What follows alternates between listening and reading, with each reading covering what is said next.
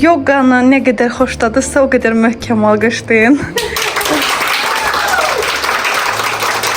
Bugün səhər tezdən elə statusumda paylaşdım ki, Allahım, bacara bilmədiyim məsələlər, hər nədirsə də sənə artıq ötürürəm. Ürəklə bağlı neçə vaxtdır problemlərim var idi. Burada da ancaq çiyi ürəklə bağlı çox məşqlər olundu. Yəni tam ehtiyacıma uyğun idi bu günlərin baş verənlər. Hələ də təsirindən çıxa bilməmişəm. Hər bir insanın bu dərslərə qatılması məsləhət görürəm. Çünki insanın ruhu dincəlir, stresi atır insan. Hamımız iş adamlarıyıq, bizim ehtiyacımız var buna. Həqiqətən çox bəyəndim. Çox təşəkkür edirəm Günel xanıma. Bəlkə də birinci səfər, birinci dərsimdir.